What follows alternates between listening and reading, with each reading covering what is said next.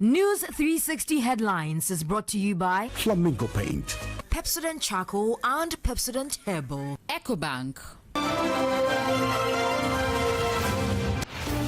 Spokesperson for the Movement for Change, Solomon Owusu, describes the decision by the main opposition New Patriotic Party to grant amnesty to all its suspended members as insincere.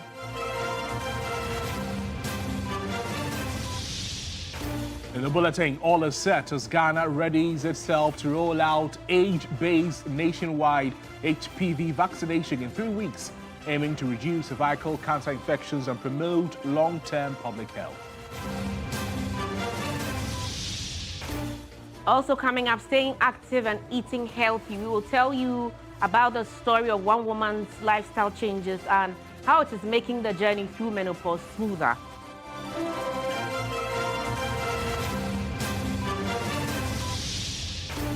And later on the foreign front, U.S. President Donald Trump's special envoy says Russian President Vladimir Putin has agreed to robust security guarantees for Ukraine, including a potential NATO-style defense arrangement.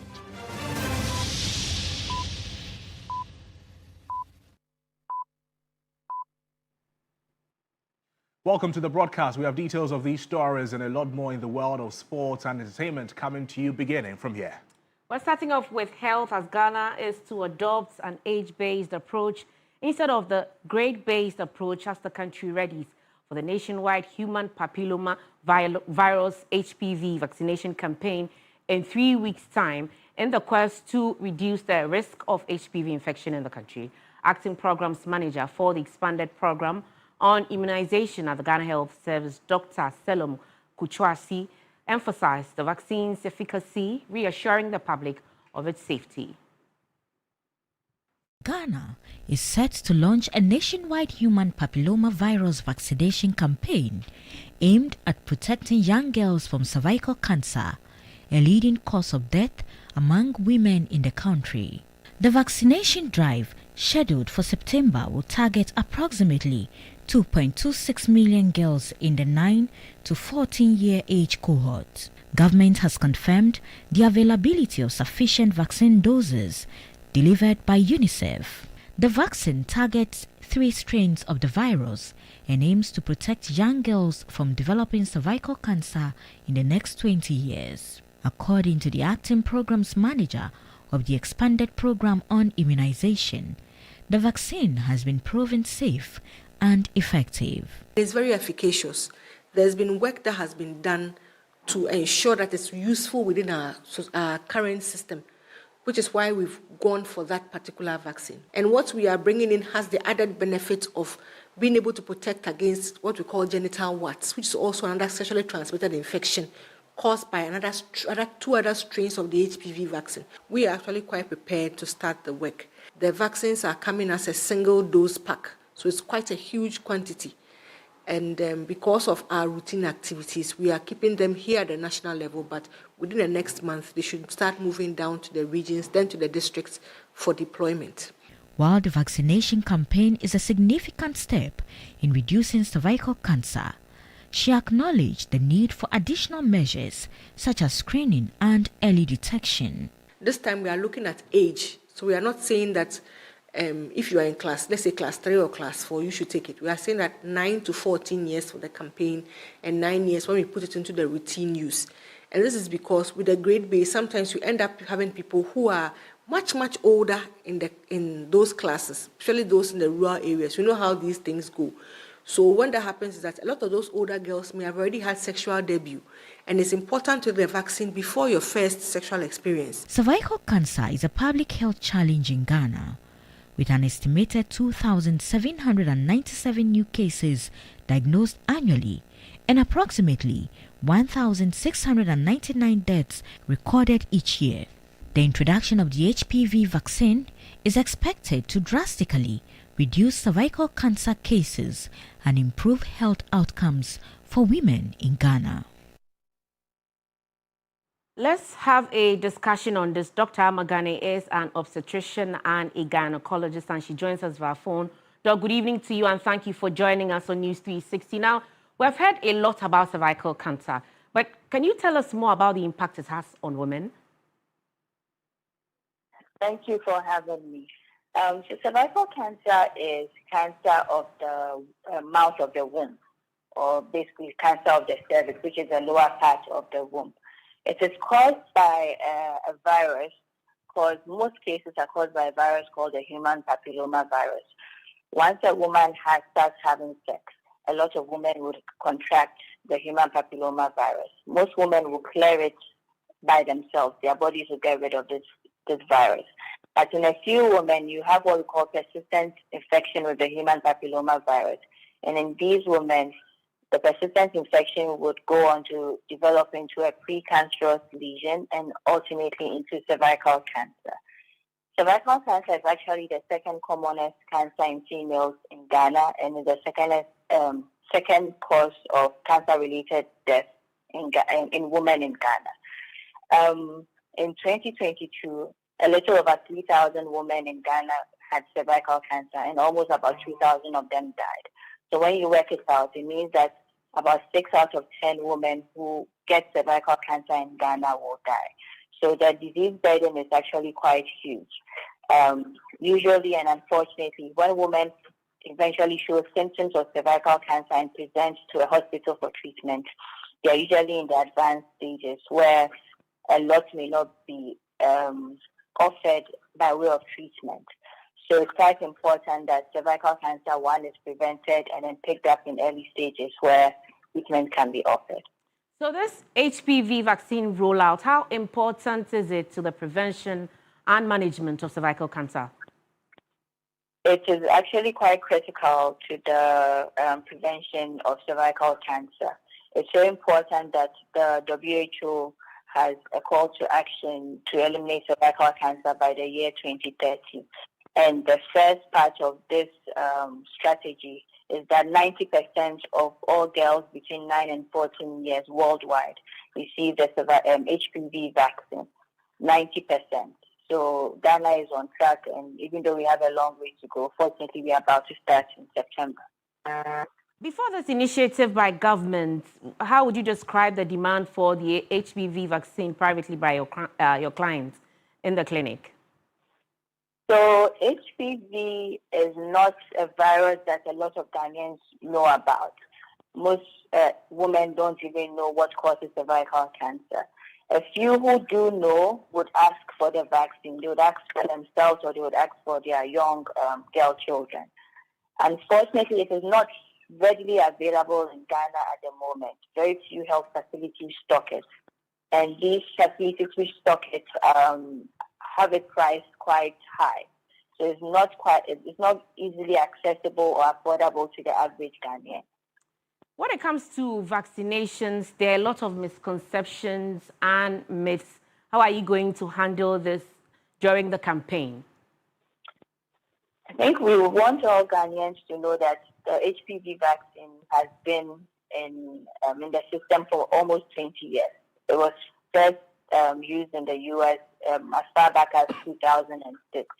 And it has been studied extensively, all of the side effects. And what we know is that it is very safe. The HPV vaccine is really safe, and it is critical to prevent cervical cancer. Much for that education, Doc. Dr. Amagane is an obstetrician and a gynecologist there, giving us an education on cervical cancer.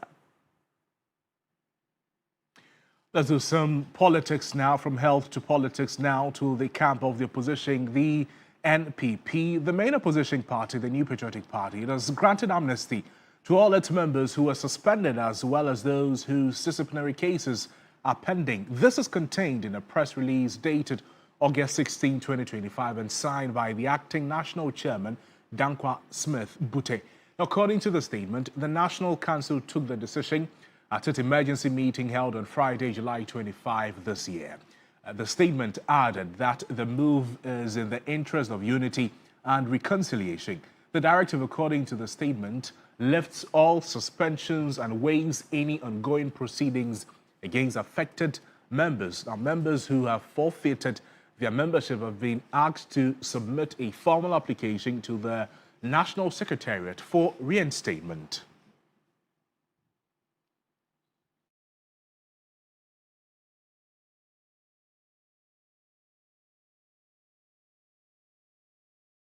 Meanwhile, spokesperson for the Movement for Change, Solomon Owusu, says the decision by the main opposition New Patriotic Party is insincere. He spoke earlier on Weekend Central. Yes, it's supposed to apply to me, but I don't see what the New Patriotic Party is doing to ask to bring members back. I mean, this is one of the most insincere releases that I have ever witnessed in recent times. If I would be allowed, let me give you a background as to why they hurriedly had to organize this press release on the 16th of August 2025. I mean, Mr. Alan had done an interview which was to be aired on Saturday. And in that interview, we started sharing some of the essence of it. So the party got wind of the fact that there was a question that contained the future political aspiration of Mr. Alan. So through the MPP's own ingenuity, they got through the back door, they got to know that Mr. Alan had declared that he would take part in election 2028 using a different vehicle. And so what did the party decide to do? Quickly put up a message just to sway the minds of the teeming support base of Mr. Alan to ask the to go back to the New Patriotic Party. That is all to it. It is not genuine. It is not sincere. If you read the second stanza or the second paragraph of their own letter, if it is from you, you would realize that they claim an emergency meeting was held on the 25th of July, 2025. Is that not the case? Emergency meetings are conducted to discuss emergency matters. And when those emergency matters are discussed and decisions are taken, it is immediately released.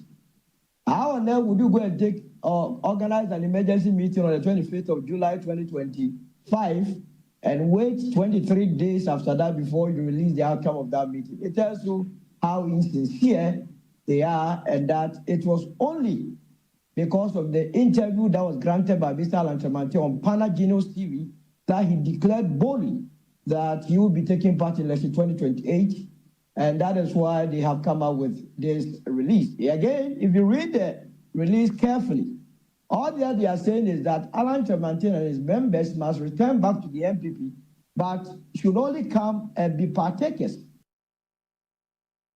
Well, let's have a conversation on the back of this and speak with Dr. Jonathan Asante-Ocho. He's a political analyst. Doc, good evening to you. Thank you so much for joining us on the program. Now, since the news break, a lot of conversations, interesting ones, have been happening, and people are picking different signals.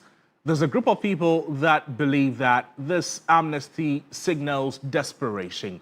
There are those who think that it is a strategic foresight on the part of the NPP. From where you sit, how do you see this? Well, thank you, Crosby. Let me say good evening to your viewers and to your good self. I think that when you err along the line, certainly you want to make such certain amends. The point is that the NPP is at a crossroads, and of course they will want to correct all the errors they might have committed along the line.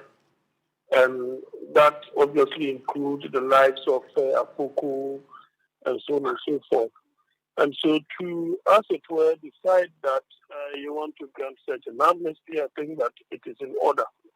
But the same amnesty, there is a clause, there is a clause or a caveat, so to speak. And so such a caveat in itself creates a certain kind of doubt whether it is really an entire amnesty, because it is not everybody who might have wronged the party. Some might have wronged certain individuals that might have, taken the issue to the disciplinary committees and so on and so forth. And so, if you want to grant an amnesty, I think that there shouldn't have been any caveat. Now, the other thing too is that you are supposed to fill a form. Now, that form is supposed to take you through the process of reinstatement. And when you get reinstated, you do not qualify to contest for any position within the party, for the next 2 years.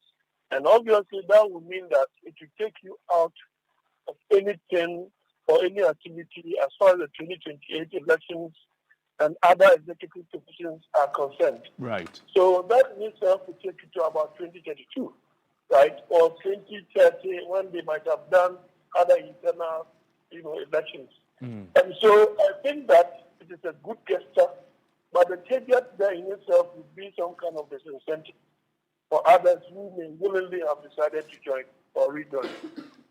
Now, Doc, to what extent does this move reflect a failure of the party's disciplinary structures, and what precedent does it set for future misconduct? Well, whichever way you look at it, I think that to a large extent it will serve the party's interest. To some extent, it may not. And so it may not be a fair accompli kind of decision on the part of the party. Of course, we use human beings to build a political party, and you need the numbers on your side. There is some level of desperation on the part of the party, as it were, to ensure that they bring everybody on board. That in itself is good. But if the desperation in itself, echoes some kind of insincerity, they may not get the desired result that they are looking forward to. Apart from that, the current leadership in itself, it's some kind of disincentive, behind the current leadership. And so there are others who may decide that, well, they are enjoying their peace, all the brouhaha surrounding the party, the current leadership that have demonstrated some kind of disrespect to some who have been founding fathers of the party, like the Deputy General Secretary, speaking anyhow to Dr. Nyahu Taboko, to the point that, he has been excommunicated, he's no longer a member of the party, he's no longer even a founder. Right. Such gross disrespect in itself may not inure to the benefit of the party. And I think that what the statesman Kwame Pielim said last week there about is something that they may have to take on board. And all of these things that they are doing, I think, is in order. They may have to demonstrate that kind of sincerity and readiness to bring everybody on board without unnecessary caveats that may put impediment in the way of others. Dr. Oshiri, it brings me to this question about the possible implications. Now, could lifting the suspensions simply re-empower disgruntled factions and fuel further internal power struggles? Is that a possibility? Well, to a larger extent, it will solve some of these problems, but they still have that internal contest, ahead of them. That in itself could be the make or break, of the party. So it is a good gesture, probably because Mr. Kennedy Japan said something to that effect.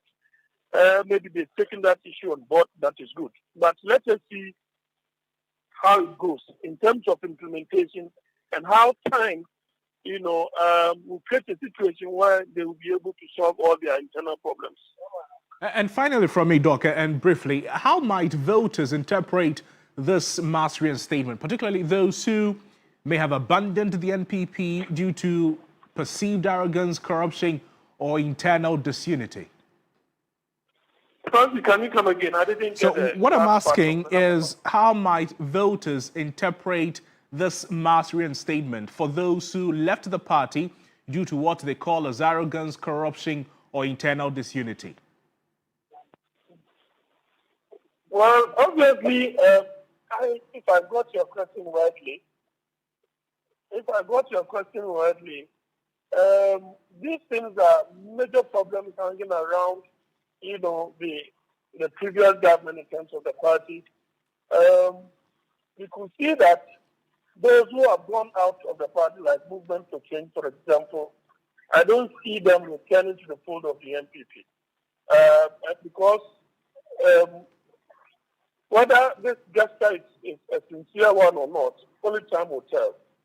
But definitely the corruption, the arrogance of power, the pride, the suspect and other things, they may have to display, some kind of sincerity in the public domain with respect to some of these negatives that have affected, the current leadership and those who are in government. Other than that, the party will no longer be attractive to the youth and others who have left the party. Dr. Oshiri, thank you. Thank you so much for your time with us on the program. Dr. Jonathan Asante-Oshiri is a political analyst sharing his thoughts with us there. Moving on, as Ghana and families of the AIDS helicopter crash victims continue to mourn the loss of loved ones and investigations progress, calls have intensified for transparency and improved disaster preparedness. There are also growing calls for the government to equip the military and for the depoliticization of critical defense spending. There's more in the following report. With all 8 victims of the helicopter crash now buried, questions are being asked about what happened. Kenyans await the final report of the investigations into what may have caused the tragic accident. Former Deputy Minister of Foreign Affairs Emmanuel Bombande, speaking on the key points, noted that the public must be educated on the role of security agencies during rescue missions. How is it possible that civilians can go into that forest and be carrying plastic or metal pieces of a crash plane and standing and videoing themselves? How are we informing ourselves as a people about the respect that must come along, how we deal with these matters? Somebody has to do that, and maybe for the lack of the complete information, it has to be our Commission for Civic Education. How do civilians interact with military, vice versa, particularly when it comes to a tragedy such as this? Aeronautics expert and aircraft accident investigator Professor Kwesi Ejikum raised concerns about residents taking parts of the wreckage from the recent military helicopter crash site. In the ideal world, we want the crash site to be secured. We don't want folks to tamper with.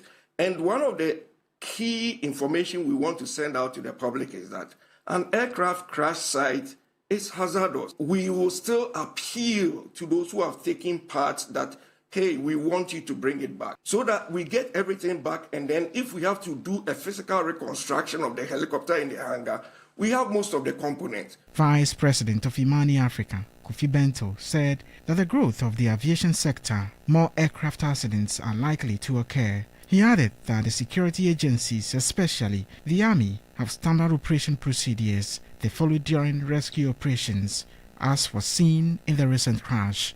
It is because whenever you have a situation of inadequate resources, which is always the situation, where you have a situation like ours, which is even more crucial, more acute, your protocols, your policies, your a-priori systems thought through that if this happens, this is what will happen, is what helps you to maximize resource use and to get the best outcomes out of circumstances like this.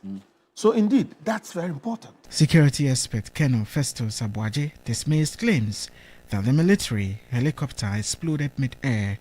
He commended state institutions for their professional handling of the situation. The plane had left Takoradi. We know that it left Takoradi on 2nd August on a medevac, not that it flew empty. Right. It brought a patient to Accra. But because there was a mission, a VIP mission on the 6th, all 3 of them who had come with the plane from Takoradi stayed in Accra. This would suggest that the plane, as of the 2nd, was airworthy. This idea that some people are, pejorative, whatever it is, in the media spaces, though the plane had a hazard and so on, it's not very likely. At least not during the 27 minutes. CEO of the Ghana Shippers Authority, Professor Ransford Jampo, said that the government must procure more helicopters for the military and advised that this conversation should not be politicized.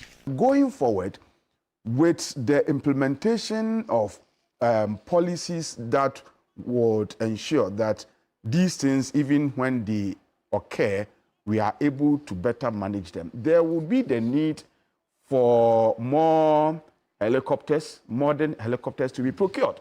Those old ones that will have to be retrofitted or repaired, we would have to spend resources in doing them. And I'm saying that when we get there, we should be careful that we don't subject them to partisan discourse. Otherwise, then it's like democracy is not able to protect itself. Now, funeral rites for the helicopter crash victims have been climaxed with a Thanksgiving service at the Christ the King Church amidst high-powered government attendance. My colleague Stanley Nibleu, he attended the mass and reports. Following the burial ceremony of the 8 individuals who perished in the helicopter crash. Families, friends and government officials converged on the Christ the King Church to offer thanks in honor of the late Defense Minister, Dr. Edward Omanibuama, and Wing Commander Peter Anala. The bereaved families also expressed gratitude to the state for arranging a befitting burial for their departed loved ones.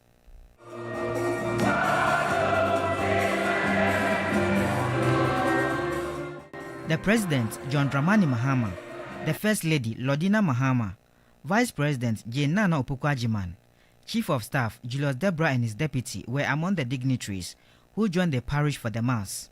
Other dignitaries who attended the service included Governor of the Bank of Ghana, Dr. Johnson Pandect Esiama, Foreign Minister, Samuel Okudzeto Ablakwa, Health Minister, Kwabena Minta Akando, and Lands and Natural Resources Minister, Kofi Amaboa.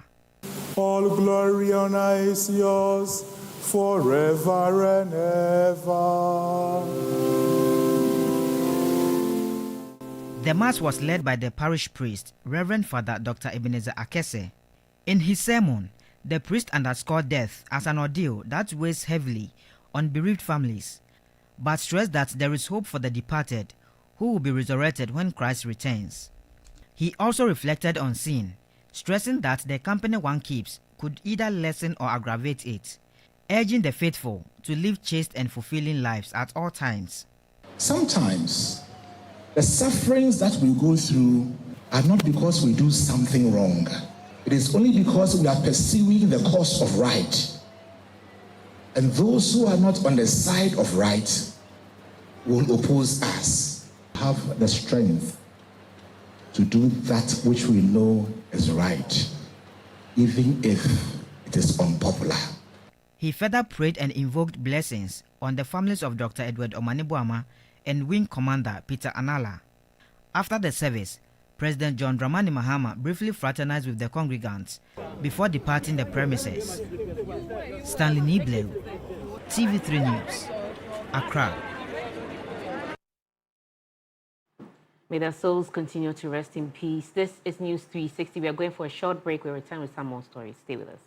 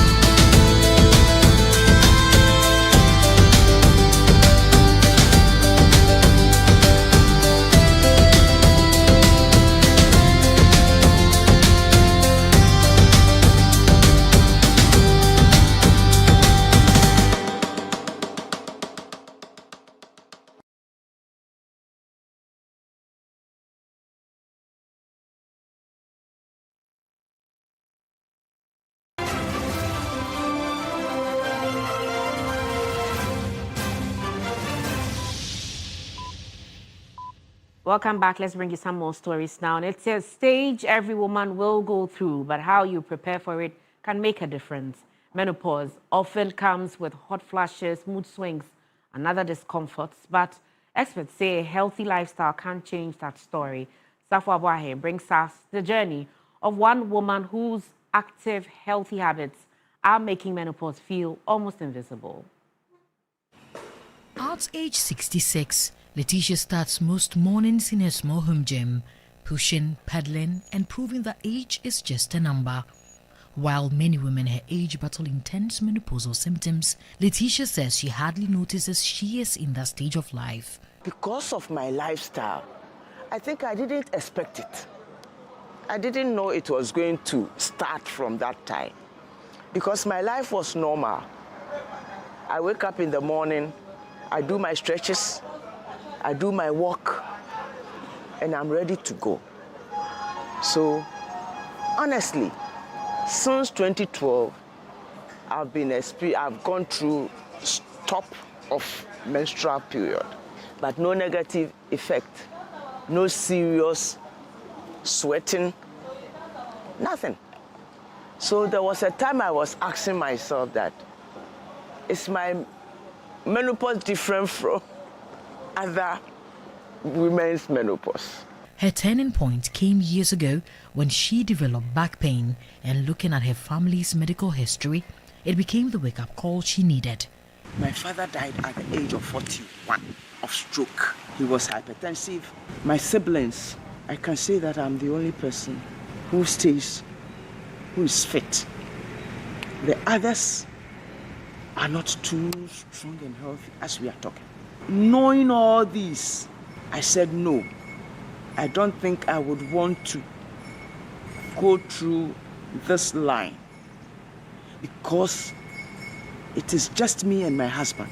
Public health experts confirm her experience is not just coincidence. There is enough statistical evidence and well established that there is a positive correlation between living a healthy lifestyle and also improvement in the signs and symptoms that you show when you have menopause. Once you are within your menopause stage, you don't stress, because if you rest more, research has shown that you will experience less of the severity of the clinical features that we are talking about. And then exercising, turning around, deep breathing exercise, doing Kegel exercise. While Letitia experiences only minor symptoms, others told us about the challenges they or their relatives faced at the stage.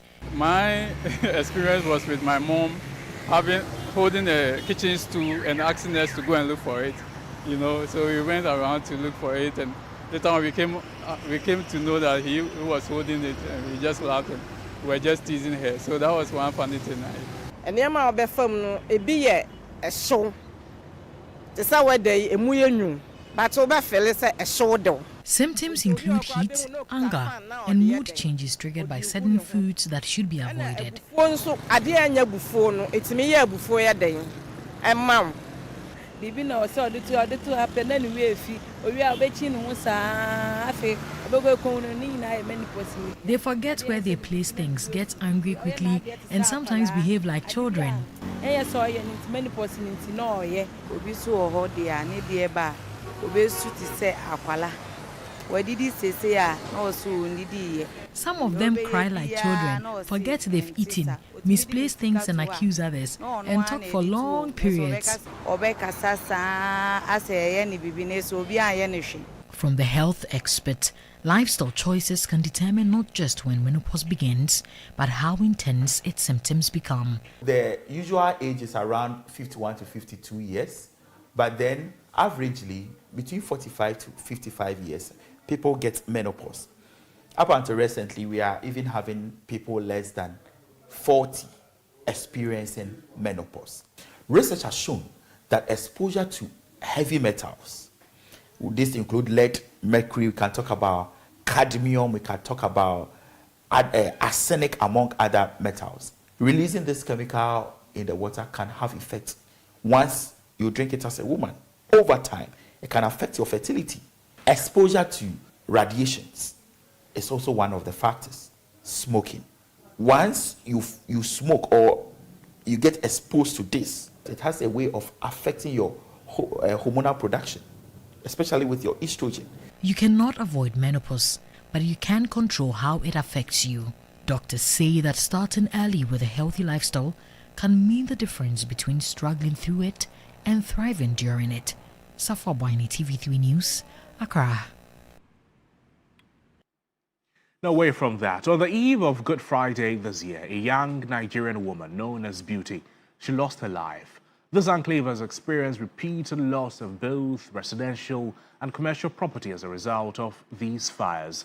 Nura Suglu Mohammed has filed this report. On the eve of Good Friday this year, a young Nigerian woman known as Beauty lost her life.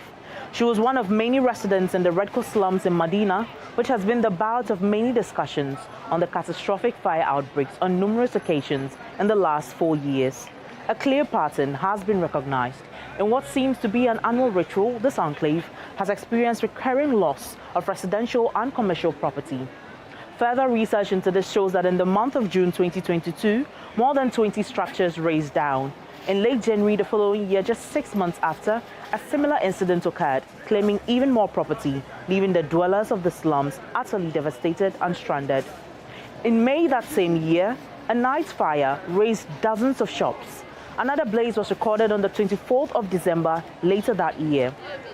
In 2024, the Medina Market Complex was reported engulfed in fire, causing millions in losses to traders. 3 separate fire outbreaks have erupted in the congested Red Cross settlement just this year alone, and all these incidents occurred in the span of 3 months.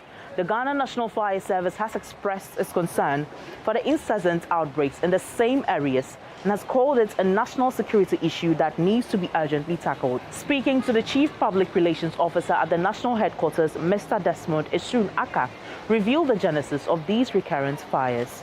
Anytime fires have gutted the slum community, we are challenged, especially with access getting to the seat of the fire, because the structures are haphazardly put together. They have no regard for fire safety. What is also common in the slum community is illegal wiring. Therefore, people have turned these shelters into residential facilities. They do business there and then they do all manner of things. Many citizens have questioned authorities of the area. Is the Municipal Assembly doing its job to stop the reconstruction of makeshift wooden and metal structures? They also wonder if efforts will be made to revamp or clear the area for good. Because these people are low-income earners, they hardly have the financial wherewithal to be able to rent this apartment, and therefore would want to make do with these makeshift wooden structures and metal containers. Local authorities, the assemblies, must ensure that these slum communities do not come up in the first place. The local authority must step in so that wherever we allocate for them, safety is given premium. Some Ghanaians seem to have lost faith in the fire service operators for their delays in response when called, albeit the institution argues otherwise. We have maintained that there's always a clear difference between the time the fire starts and the time it is reported to us. We say that early calls warrants swift response. Fire outbreaks are mostly caused by human activity. While accidents can trigger a blaze in some occasions, adhering to fire safety precautions in our homes, offices, marketplaces and communities may just be the key to ending this menace. Now the questions remain. Will the Assembly act to ensure proper fire safety precautions are observed in the area? Will this be the last of the Red Cross fires? Only time will tell. Nura Suglu Mohammed for TV3 News, Accra. President John Dramani Mahama has departed Accra on an official 2-country visit to Japan and Singapore. The visits are aimed at strengthening bilateral relations, enhancing trade and investment opportunities, and deepening cooperation on shared development priorities. A statement signed by spokesperson to the President and Minister for Government Communications, Felix Kwachiofosu, said in Japan, President Mahama will participate in the 9th Tokyo International Conference on African Development. At the conference, President Mahama will deliver a presentation at a plenary session focused on promoting trade and investment. President Mahama will also headline the Ghana Presidential Investment Forum, showcasing Ghana's economic potential and highlighting the Resetting Ghana agenda. While in Tokyo, President Mahama will hold a series of high-level bilateral meetings with key Japanese stakeholders, including the President of Japan International Cooperation Agency, senior officials of the Japan External Trade Organization, and the Prime Minister of Japan, Shigeru Ishiba. Following his engagements in Japan, President Mahama will travel to Singapore for a 3-day state visit.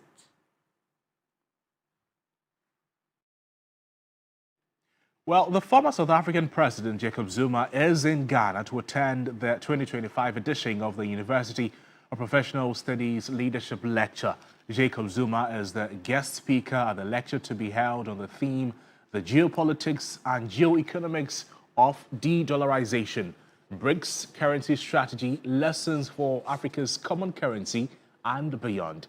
Now, the lecture will take place on Tuesday, 19th August, at the Kofi Ohene Konedu Auditorium, UPSA at 4 p.m. The event is expected to bring together leaders from academia, diplomats, finance, and the broader policy community to explore the implications of global currency shifts and their relevance to Africa's economic future. The UPSA Annual Leadership Lecture is a flagship event that provides a platform for thought leadership and policy discourse on issues of national and international significance.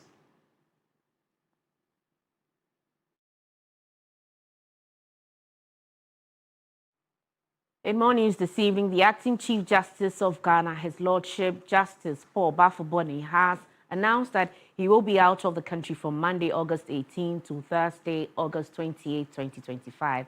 In a circular dated August 13, 2025, Justice Bafoboni stated that during his absence, the most senior justice of the Supreme Court, His Lordship Justice Gabriel Pamang, will serve as acting Chief Justice. The notice distributed to all justices of the Supreme Court, Court of Appeal, High Court, and heads of judicial divisions and units was also copied to members of the Judicial Council, the General Legal Council, and the Acting Judicial Secretary. Justice Bafoboni, who assumed the role of Acting Chief Justice following the suspension of Chief Justice Gertrude Tokonu, extended his compliments in the official communication.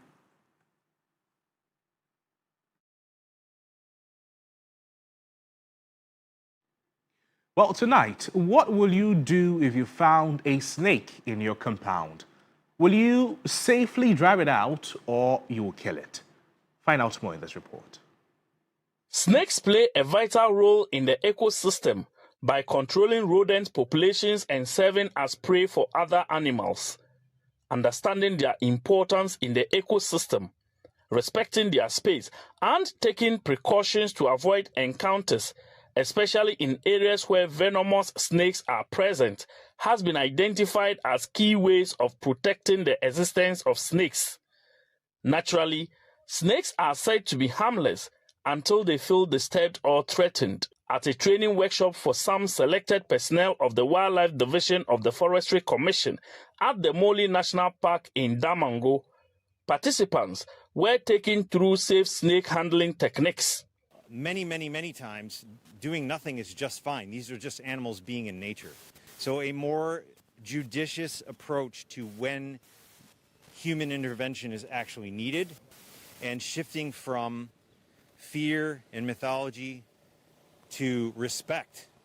Respect is fine, respecting these animals and that they can be dangerous. A few of them can be dangerous. Some of the participants shared their experiences. My perception about snakes have really changed.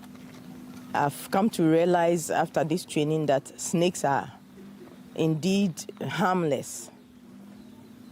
And they are very interesting and very important animals that we should try and live in harmony with. The message I have for people out there is that when you see a snake, just leave it. Don't try to attack it or harm it. They don't want to bite us, they don't want to harm us, but they strike when they feel threatened or they feel danger that you want to attack. As soon as you don't attack and you leave them, they will go their way. So let's leave them so that the ecosystem will be balanced. We need them because they are very important. They play important role, and then they are the middle of food chain or food web. So we need them to live with. Let's make our minds that they are part of our lives, and then we should be ready to live in harmony with them. So we are told to respect snakes. That's what the story said. But what would you do if you find a snake in your compound? Would you drive it out or you kill it? I mean, we don't even respect mosquitoes. It's the snakes that we'll respect. I'm sorry, but if there's a snake there, don't you have to kill it and save yourself? Well, they're trying to advise us not to attack it, leave it to enjoy its space. They're part of the ecosystem. Thank you very much for that advice. This is News 360. We have some sports news next. Stay with us.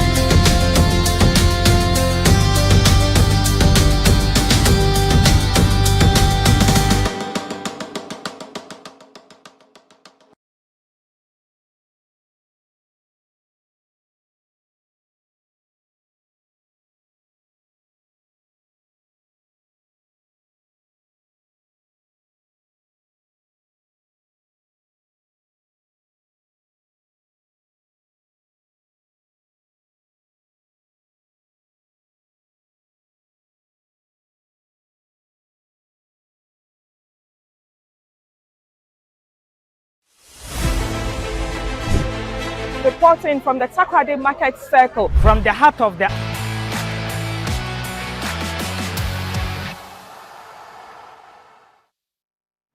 Welcome back to the broadcast. Sports News is up next with Bilish. And Bill, good to see you. I know you're here for sports, but I'd like to pick your thoughts on this. So you're in your bedroom and you find a snake. What would be your first reaction? I'll say, Your Snake Highness, good evening. And respect it. And I'll respect the snake. Hey, they expect me to respect you. Bring us sports, Bill.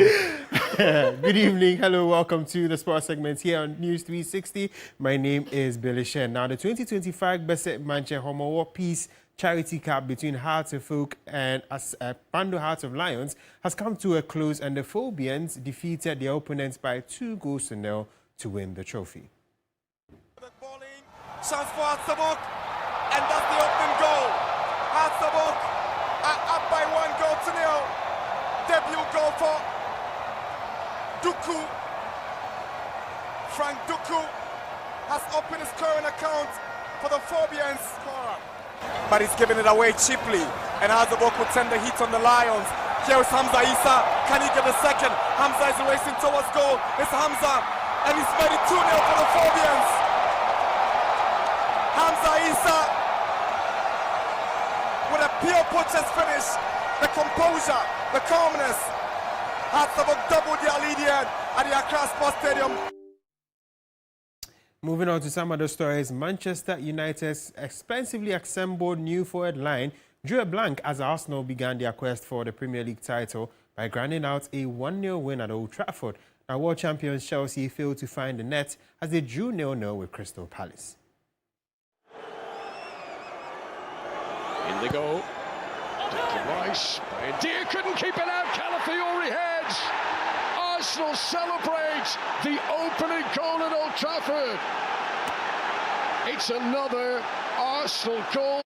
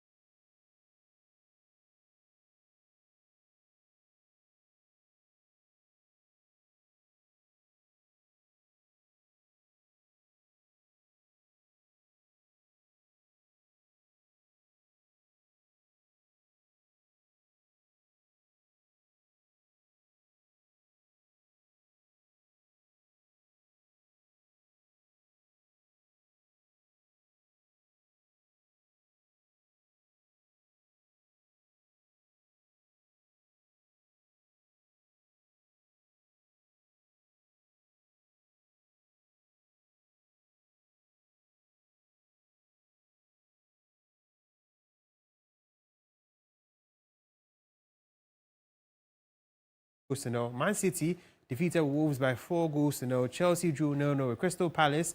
Nottingham Forest defeated Brentford 3-1. And Manchester United lost 1-0 to Arsenal.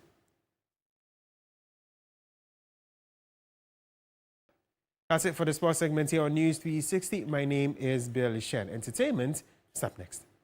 Entertainment news segment is brought to you by GTP Lifestyle and Napa Foods. Heaven Black Insecticide Spray and Coil. Powered by 3 Entertainment. In entertainment news this evening, versatile Ghanaian artist Che Nyum has opened up about the intense challenges of navigating the music industry as an independent act. According to him, surviving the fierce competition without the backing of a record label is extremely difficult. Speaking candidly about his journey as an unsigned artist, Che Nyum emphasized that musicians signed to labels benefit from crucial support, structured promotion, and access to industry resources. And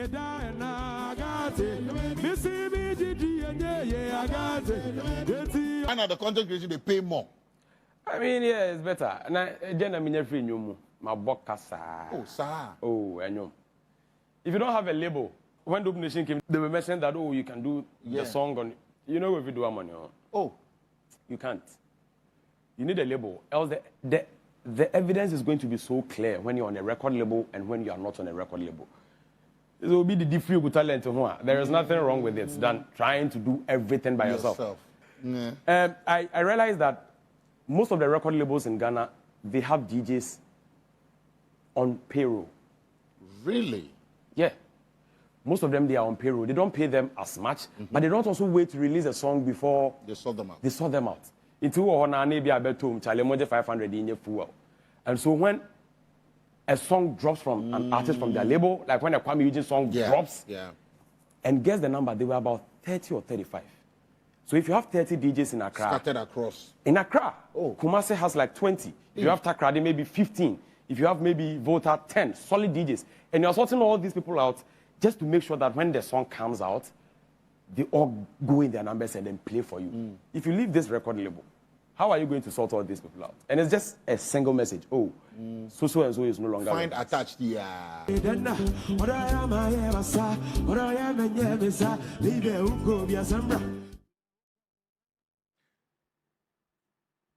Well, that's your entertainment news. Let's now bring you some international news.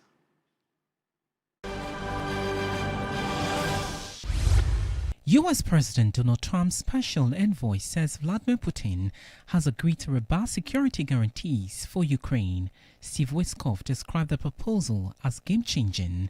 It follows Ukraine's Volodymyr Zelensky telling a news conference, "We need security to work in practice as part of any peace deal." Meanwhile, UK Prime Minister Keir Starmer and several other European leaders will join Zelensky for a meeting with President Trump at the White House on Monday. A prominent Sudanese human rights group has accused the country's army and security forces of torturing people to death and operating execution chambers. The emergency lawyers group said it had documented hundreds of arrests in the capital, Khartoum. It said that, in the worst cases, some captives had later been found dead with evidence of torture. The Sudanese army recaptured the city from the paramilitary Rapid Support Forces RSF in March, against which it is fighting a bitter civil war that has killed tens of thousands in 2 years. Throughout the war, the emergency lawyers group had documented atrocities by both the army and the RSF. Thousands of residents have fled Gaza City's southern Zaytoum neighborhood, where days of continuous Israeli bombardment have created a catastrophic situation. The Israeli military said it would begin allowing tents to be brought into Gaza by aid agencies again. And that's our package tonight. Well, there's always more news on our website, 3news.com. I am Noble Crosby Annan. And I am Ayisha Yakubu. GMB is up next. And tonight, our ladies will be celebrating the 8 gallant men that we lost in that tragic helicopter crash. Stay tuned and enjoy. Bye-bye.